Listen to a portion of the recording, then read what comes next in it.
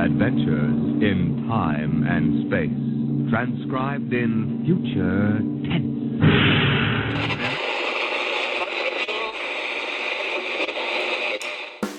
Hello everyone and welcome to the Very Reasonable Pilots podcast. I'm your host, Charles. Along with me is always my co-host, our producer, co-pilot, gunner, navigator, orator, and podcasting associate, Jacob Gloth. How you doing today, Jacob? I am swell, Charles. In fact, better than swell. I am excited because we're back with the podcast. We pitch new TV shows every single week. New storylines, new characters, new ideas, new plots, all that good stuff. But however, Charlie, this is not a normal week of the Very Reasonable Pilots podcast. We are No, not it is coming not. up with a new idea. There is no new pitch. Instead, we have got a completely recorded pilot episode, a script we have written and done the voices for and produced and made, and it's this amazing little fun thing that we do every 100 episodes that requires a lot of work from both of us, mainly From me, mostly 'cause I have Jake. to edit it. Jake does the work. Jake, I have a little reveal for you about this show that I think is very funny. So, if you couldn't tell from the title of the episode, we decided to write, record, and Jake edited a full episode pilot for Captain Weird, the Space Hero of Tomorrow, which was, I think, like episode 120 or something like that. It was fairly early on, maybe in the 80s. Yeah, it was but quite I remember thinking about this show in context of our relationship to the podcast, because I'm like, wouldn't it be funny if there was one guy who thought he was the boss but didn't do any work, and then there was one guy who's totally unappreciated in all of the work that he does for the show? Oh, I see. I see. Wouldn't now. that be a hilarious? That'd be so funny. That'd be hilarious. So great. So, if you didn't get that, you're Kyle the intern, and I'm Captain Weird, Space Hero of Tomorrow, which isn't a good compliment for either of us. No, because you're a fat, lazy superhero, and I'm a underappreciated intern who doesn't get paid. A wiener of a man, if memory serves. Now, if you're unfamiliar, this is a pitch that Charlie did a very long time ago, following a retired superhero living in Los Angeles, who is broke and needs money. So he does what all people that are broke and need money do when they're a celebrity, and they start a podcast. And so he starts a podcast to talk about his space adventures and try to make some money off of his old stories. And he hires this intern to basically do all the work for him. And that is the pilot that we've pitched for you. It's about Captain Weird coming up with the idea of the podcast, his very unsuccessful first episode, which gets him into Hot water with a some certain shenanigans. Basically gets group. him canceled, essentially. Yeah. It's I think it's a pretty funny episode that we've come up with. Yeah. I think so too. I think we have a lot of good like gags. There are a lot of good jokes and there are a lot of good gags. I like the lines that we just pop in that we're it's like there's just fun lines. I think it's a clever show. I think it's funny. Yeah, I think it's pretty good. And it's pretty concise. And it's good. So I hope you enjoy it. Of course you will. I hope you don't. I hope you have a horrible time. No, they signed a piece of paper. They have to. Oh yeah. It's Okay, good. mandatory. But without further ado, here's the episode, and stick around for the end because Charlie and I will say some stuff after the episode. Yeah. Finishes. So enjoy. We'll reveal a secret about the show. Oh, we will. Okay. Yeah. Oh boy. Well, stick around for that. But for now, enjoy the episode. We open on the interior of Captain Weird's home living room, on a CRTV playing the opening of The Adventures of Captain Weird, an 80s space hero cartoon. Flashes of bright colors strike the screen as our strong, young, handsome, blonde hero jets across space in rocket boosters, saving the galaxy from aliens, monsters, and the evil Dr. Destructinator. All while saving the universe's damsels from their crippling loneliness. We zoom in on our hero's rugged face and chiseled jaw, and he looks deep into the camera, ready to deliver a heroic line. And just like me, you too can be a hero of tomorrow. The screen turns black and we see the reflection of the real Captain Henry Weird. His once blonde hair is now a dull gray, and his once sharp jaw is now melted like an ice cream cone left in the sun. The body that used to take on supervillains is now draped in a bathrobe and a thin layer of Cheeto dust. Henry Weird lets out a roaring burp and then takes the final swig of his Bloody Mary. We zoom out to see his large Hollywood Hills home, furnished with dated furniture and a remarkable number of takeout boxes. The show's 80s soundtrack plays as Henry Weird struggles to his feet and cracks his back. He walks through the garbage-littered floor, passing a clock that reads 3 p.m. He enters the first-floor bathroom, which is home to a barely functional toilet and a shower that was destroyed in a house party many years ago. He brushes his teeth with a dollop of toothpaste on his index finger and rinses out with a leftover martini. He swishes his mouth out and swallows the drink. He immediately begins to choke on the olive, and after slamming his diaphragm against the sink a few times, the olive shoots out of his mouth and bounces off the filthy bathroom mirror. He picks it up off the ground and eats it. A rogue hair, having come along for the ride, rests in between his teeth.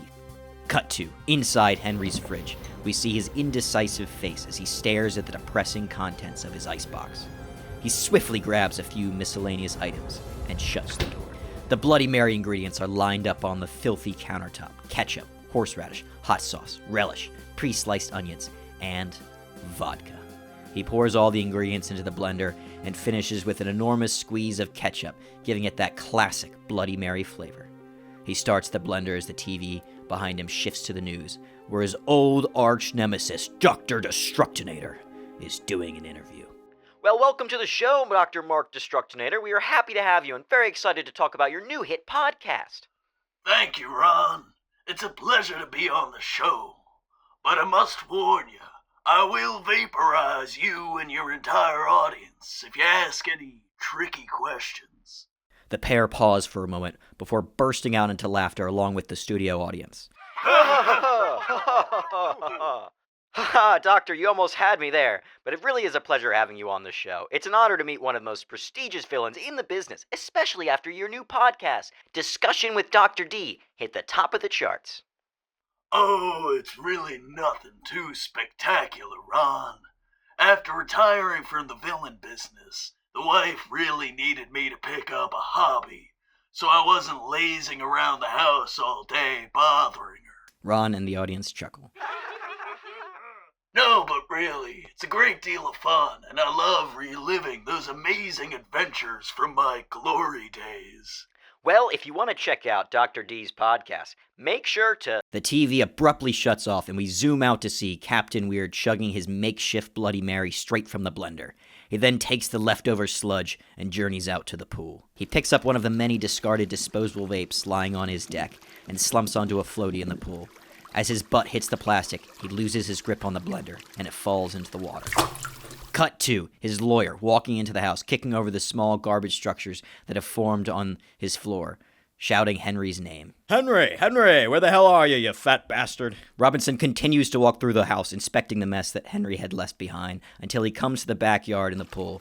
He sees Henry's body face down in the water, the bathrobe forming a sail around his seeming corpse with a pool of red surrounding him. Well, crap. Hey, at least I don't have to worry about that fucking has-been anymore.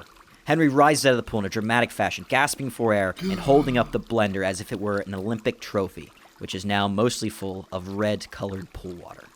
Oh, god damn it. Hey, Robbie, what's up? Oh, nothing. I thought I had started my week out with some good news, but it turns out it was a false alarm. Robinson rubs his eyes. Henry clambers out of the pool, his clothes soaking and dripping all over the ground, the water flicking up with every step and getting Robinson in the face. Anyway, I got your statement for the alimony. I need the payments by Friday or we're gonna have to foreclose this shithole. Yeah, whatever. Just, put it on the chair. I'll send the check in on Monday. Robinson shrugs, lays down the envelope, and leaves Captain Weird to his depravity. Henry sits on the edge of the pool and drinks the chlorine-infused Bloody Mary, finding it oddly tastier than before his spill in the water.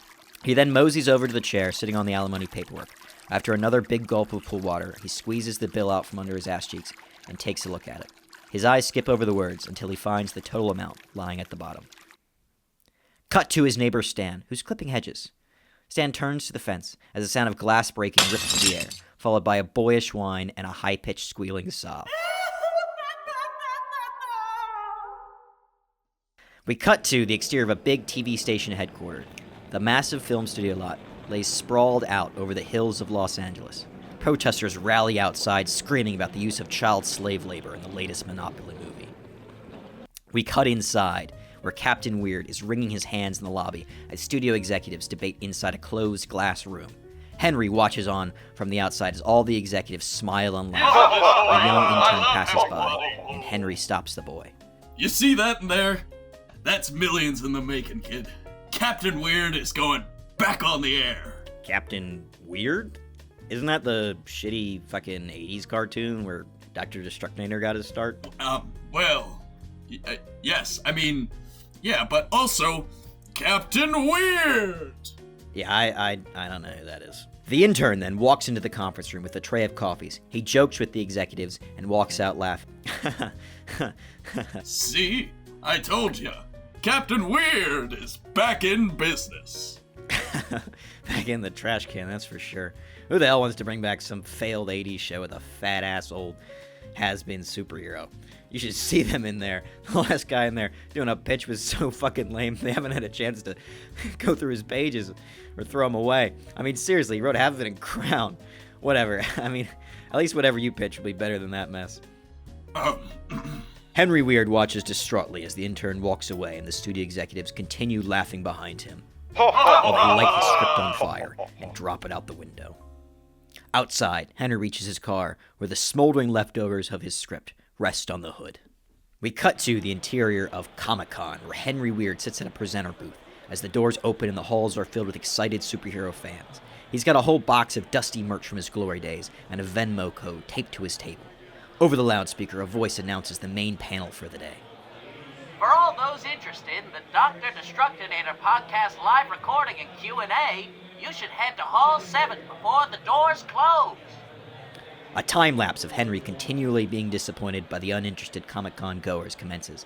As the day continues and it seems that he won't be getting any attention, 3 beautifully, scantily clad women come up to him. He quickly flattens his hair and sucks in his stomach as they approach. Excuse me, sir. Yes, my dear, I do take cash as well. Could you maybe take a photo of us with this super cool cosplay? Sure. Henry takes a photo of the 3 beautiful women as they crowd around a highly complex cosplay of Dr. Destructinator. We cut to the exterior of Henry's lawn, where the grass is littered with old sci-fi memorabilia, trash, and used underwear. Captain Weird sits exhausted in a lawn chair, drinking another makeshift Bloody Mary as he comes to terms with his terminal financial situation. A single passerby stops and looks over at the still plugged-in TV on the lawn, which is playing a celebrity interview with Dr. Destructinator. He's on a hit show, Cold Ones, where famous people eat incredibly cold foods while answering questions. The interviewer and Dr. Destructinator are on the final stage, where they both take a bite of liquid nitrogen ice cream. I just want to congratulate you on 5 million listeners. What's your secret on having such a successful podcast? Oh, well, Evan, Sean, that's really cold. It's all about maintaining a I don't know if I could do this. I'm a supervillain and all, but seriously, this is real evil. The passerby then squints at Henry Weird. Hey, are you that guy Dr. Destructinator used to beat up every week? He mentioned you in episode 236. What was it? The one that got away? Henry is too busy drinking the rest of his cocktail to listen and lets out a horrific burp. Yep. We're open till 6. Are you gonna buy anything? No. But you should go on that podcast, though. Henry tries to drink more, but ends up choking on the stalk of celery. He falls to the ground, coughing violently for several seconds before spitting it up. You're right. I should start a podcast. What? No. Not exactly what I was... Cut to the streets of Los Angeles. Henry Weird drives down the boulevard on a mission. He roughly pulls into the Home Depot and pulls over in front of a crowd of workers. Guten Tag, amigos. I need a podcast and I need it rapido. Anyone got a bachelor's in communications? No one responds. Abschluss in Kommunikation. Again, no one responds. Jesus, all those years in Space Oktoberfest really haven't paid off. Does anyone know what a microphone is? One guy raises his hand. All right, get in. We cut to the exterior of Captain Weird's yard. We zoom in on a small shed in the rear of Captain Weird's property, where he's decided to set up his podcasting studio. Inside, Captain Weird watches skeptically as his new worker expertly sets up a world-class podcasting studio. Yeah, so the Rode receivers and the external microphones will need high-grade pop filters, and we're going to need some serious dampeners to help mediate the audio quality in the room and keep the decibel range below -12. Captain Weird takes a sip of his Bloody Mary and looks on with bewilderment. Yeah, that's on me. I really should have hired somebody who spoke English. But Captain. No, it's all right. No cappuccino for you. Just leave everything and I'll get someone to clean it up later. Thanks for nothing, Fraulein. We cut to the streets of Los Angeles. Captain Weird pulls off from the hardware store parking lot in his piece of shit truck and pulls onto a busy LA street. He weaves the truck between other cars, bikes, pedestrians, and a school bus full of Amish children on a tour of Hollywood. Henry cuts the bus off, inviting a parade of honks, beeps, and expletives. We then cut inside the Amish bus. Who was that, Papa? Well, my darling Ezekiel, that's what people in the English world call an asshole. We cut to inside Captain Weird's truck, where he sits in the driver's seat, barely paying attention to the road as he drinks his Dr. Destructinator branded podcast juice energy drink. His eyes wander across the busy streets when he spots a pathetic-looking wiener of a man. He's a wiry man in a stained white t-shirt. His ratty basketball shorts flow in the wind. He's holding a sign that reads, "Will podcast for food." Captain Weird excitedly pulls his car around and barrels toward the young man, cutting through 4 lanes of traffic. Hey, loser!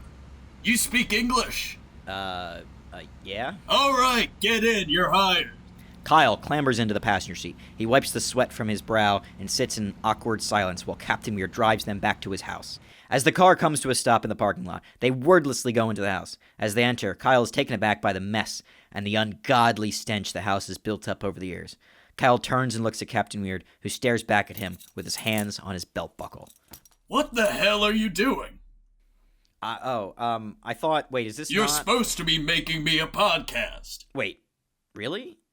So this, isn't a sex thing? No, of course not. I need a crate of Viagra to get any motion down there anyway. What I need is money. Oh, okay. Awesome. Hell yeah. I thought it was gonna be like last time. We cut to a montage of Kyle and Captain Weird turning the disgusting living room into a podcasting studio. Captain Weird sits in a recliner as Kyle vacuums and washes the floors. Then, the 2 highly unathletic men wheeze as they pull the couches out onto the sidewalk. And just as they walk away, it spontaneously combusts. Then, Kyle pulls a mysterious chest out from under a table. He opens it, and a crazy, tentacled space goblin jumps out and latches onto his face. Captain Weird drinks his Bloody Mary casually in the background while Kyle battles the creature. Next, they build the frame of the set, and as Captain Weird is working on a 2x4, he accidentally hammers a nail straight through his hand. Ah! Then, Kyle is working on a logo for the podcast on his laptop. He turns the screen towards Captain Weird, who is also working on his laptop. Kyle's logo is clean, presentable, and somewhat generic. Captain Weird turns his laptop screen to face Kyle, who looks at it and throws up in his mouth. Finally, the 2 men look proudly at the ramshackle podcasting studio they were able to construct in just under 3 hours of backbreaking labor. With everything finally set up, Captain Weird leans back in his great red recliner, and Kyle pulls up a thin, folding chair. All right, so to build a bit of traction, our first episode is going to be like live streams, and after that we can just record them and edit them like everyone else, but this will help build up an audience, and let people know that we're out there. Captain Weird pulls out a package of red pills, crushes them, and drops them in a vat of Bloody Mary mix. He then shoves his face in the blender and takes a slurp. No need, kid. I've been in show business before the Martians replaced the moon. What? Or maybe that hasn't happened yet. Hard to keep track of all these dates and things. I'm more of a kind of feeling guy when it comes to history.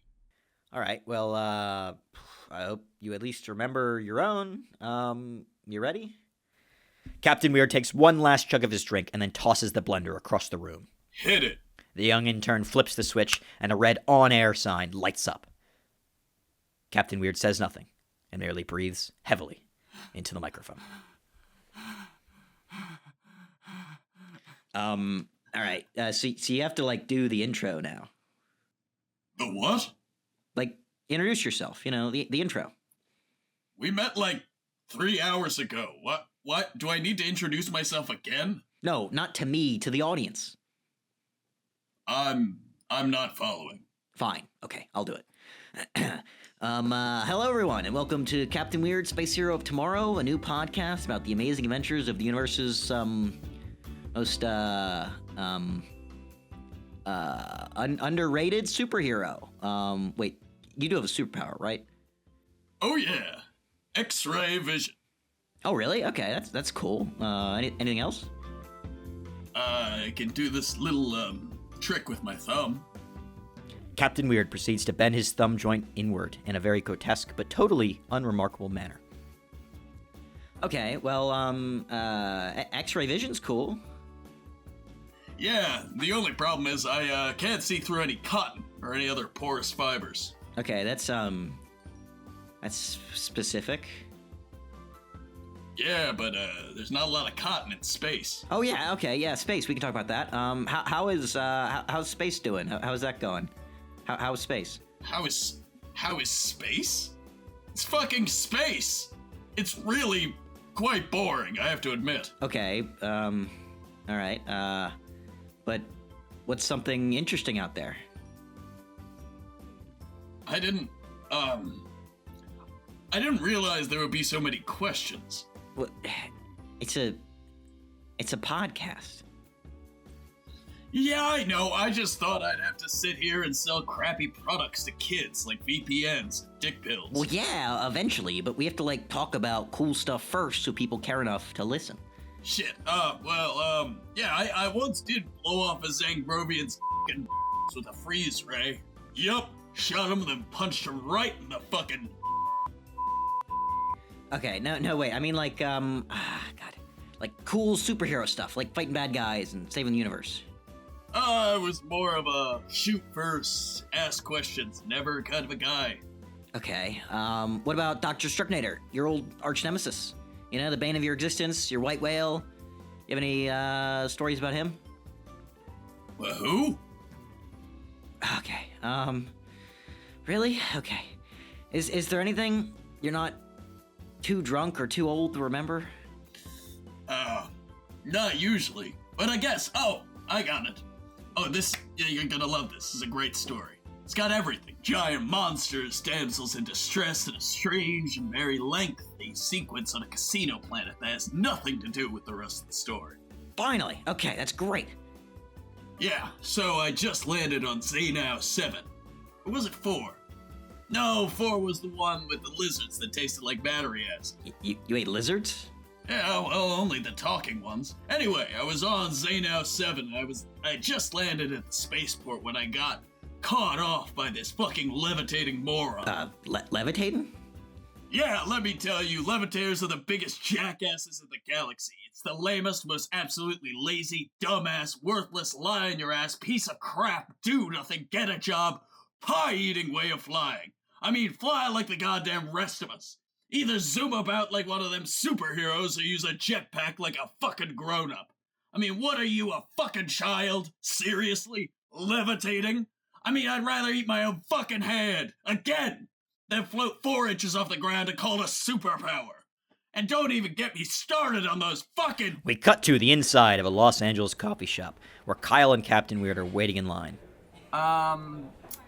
What can I get you? Can I get a iced frappuccino and then, I guess whatever he's getting? I'll take a bourbon, on the rocks, please. Sir, this is a coffee shop. Oh, okay, Irish coffee, pack of Marlboros, and a Playboy. Make sure to go heavy on the nutmeg, thank you. We don't have that. What kind of coffee shop doesn't have nutmeg? No, we... Captain Weird is suddenly interrupted as an iced latte crashes against the back of his head. He turns to see a pack of 3 people levitating 4 inches off the ground. You're one insensitive bastard, you know that? My family's been levitating for 6 generations. We work hard just like everybody else. It takes a real low-life piece of puke to say the things you said. Yeah, And my levitating has nothing to do with my unemployment. I got fired for stealing copper like a real American. I think we should probably get out of here. Yeah, you're probably right. Kyle ushers Captain Weird out of the coffee shop as more levitating protesters yell and throw overpriced sugary drinks at them. The two men break into a light jog to get away from the wall of protesters. I have an idea. Henry turns around and tosses a handful of caltraps from his jacket pocket, hoping to slow the procession of protesters. The two men watch with bated breath as the increasingly irate protesters float over the obstacles with ease. Shit! Run! They reach the car and speed off as the radio news takes over. Captain Henry Weird, former friend and co-star to Dr. Strucknader, has been caught in a media firestorm after several incendiary comments about levitators on his new Copycat podcast. The failed TV show star began his podcast talking about his old days as a space adventurer before delving into an obscene rant. So far, the outrage has not impacted Dr. Strucknader's show, despite the former villain's well-known admiration for... Captain Weird cuts off the radio. Fucking hell!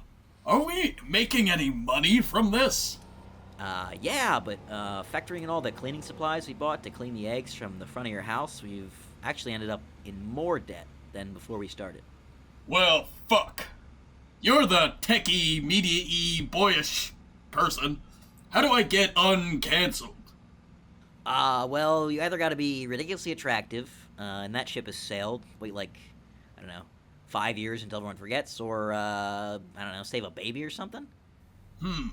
Or even better, someone as pathetic and useless as a baby, without any of the legal ramifications if I fuck it up.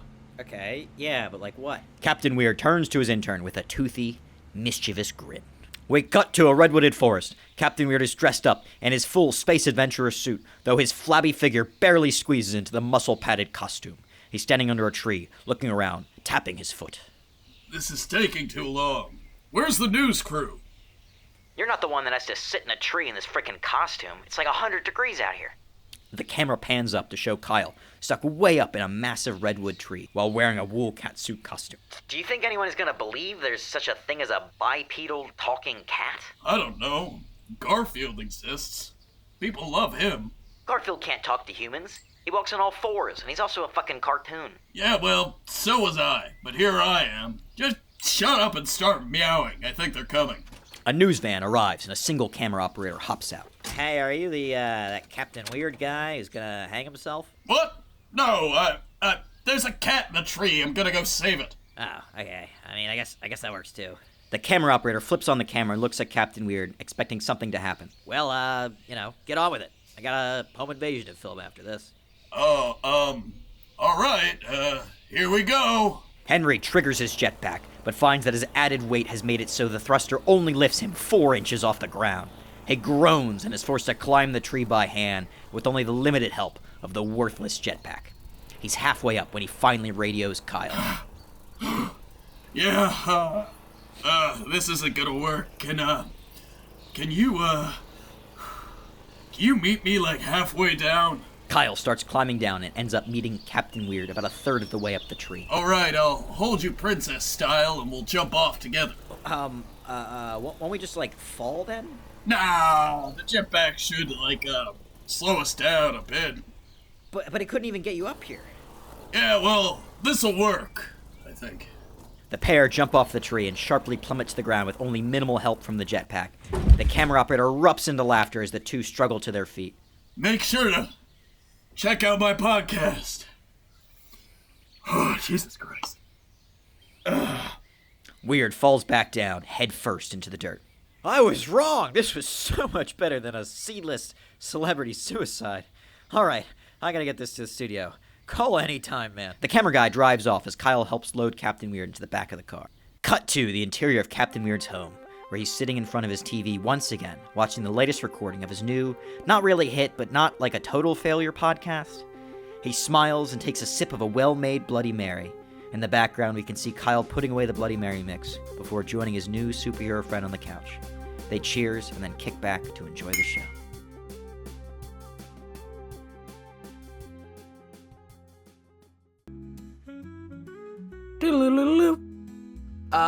That was a great episode, Jake. Probably the best piece of television, radio media that's ever been created, honestly. I think you are correct, except maybe, you know, the other 2 times we did this, those are pretty obviously. high up there. I was going to say when Orson Welles did War of the Worlds and made people think that the aliens were actually there, but this is better, I Do you realize. think maybe we'll convince people that that was a podcast? That's a real podcast? Maybe. Yeah, that could they'll be somehow fun. tune in only for the part in the episode where Captain Weird's actually doing the podcast, and they'll think that's the actual podcast, and then they'll be disappointed to learn that the podcast is actually you and me, and not a retired superhero. Not an actual living superhero and a guy. Yeah. And we also don't live in LA. Although I don't think I could imagine anything worse than living in LA, frankly. So funny. I'm trying to... I lived in LA, so this is why it's... Yes. I've been to LA once in the last 5 years, and I didn't like it very much. It's but this is the totally secret. mediocre place. It really is. It's so mediocre. This is the little secret I have for everyone who stuck around and listened to us ramble on. Jake is blonde. That's the secret that I have. Nobody knew this, but it's a fact. That was a secret. Okay, yeah. That was the secret. Boom. Well, our listeners don't know. Stick around for another 100 episodes, and we'll tell you what color Charlie's hair is. Exactly. I hope I remember that promise on episode 400. I really hope so, too. Charlie, we have another 100 episodes before us. Lot of new things could possibly happen. New intros, new background animations, new ideas, new stories, all kinds of stuff. We haven't actually talked about this, but I was thinking, you know what? If you bring a short story in instead of a pilot pitch, why not? We could just read a short story. That's cool. That's fine. That could be fun. If you write a whole novel and want to read a chapter of it, boom, that works too. All kinds of stories, I think. I think, you know, we're just throwing shit at the wall at this point. But we're anything opening you want. it up. If you want to just bring the script to Pulp Fiction in and read that, well, that's kind of a shit thing that you shouldn't do. But we shouldn't. Well, Jake, I'm gonna make you say all of Jules's lines. I'll be everyone else. I could look up the script and I could do that and pretend. You could read all of Jules's lines without changing any of the words. I'm gonna make you do the to be or not to be speech from Hamlet right off the top of your head. Fuck! I haven't done that since high school. I also haven't done it since high school. Actually, I did it the other day for some reason. Why? I was drunk. You remember it? I do. What? That's crazy. I don't. We had to memorize that in the fucking Arthur's death speech in I don't know, Alfred Lord Tennyson's book. And for some reason, the only one I remember is to be or not to be. That is the question. Whether to Good on you. No, I'm not gonna do it. Please don't. Because then it would be comparing Shakespeare to our writing, and that would be bad. Yeah, because Shakespeare's he hasn't got shit on this. Yeah, exactly. What kind of space aliens are in Shakespeare? Yeah, find me a character that created by Shakespeare that is as enduring as Henry Weird, Space Hero of Tomorrow. Yeah, where's his fucking Isaac Illich? Yeah, where's his Jimmy King? Yeah, come on. I bet he would have put out fucking Res Publica Season 5 by now, though. I bet he would have put out Punk Rock Vampire Season 2 by now. Yeah, probably. He was very prolific with the writing, putting out lots of stuff all the time, and we are not. Yeah. We are not that. We're lazy. We do it every week, but we haven't continued Res Publica in a while. So no, you have to read a book. You know what? I'm gonna make a prediction. In the next 100 episodes, you will get the next season of Res Publica. All right, and it will 100% not be the last season of Res Publica. It will be left open. Won't be. Of course, it won't be. There's so much shit I have to put in. All right, thank you everyone for listening to the Very Reasonable Pilots podcast. I've been your host, Charles. Along with me, as always, has been my co-host, editor, producer, co-pilot, gunner, navigator, writer, and podcasting associate. If you like what you heard here and you want to hear more, please give it a like, follow, subscribe, tell your friends, tell your family, tell your dog, tell your cat. Remember, we'll be here next week with a brand new television series for you to imagine and enjoy. Thank you all for listening, and have a good night.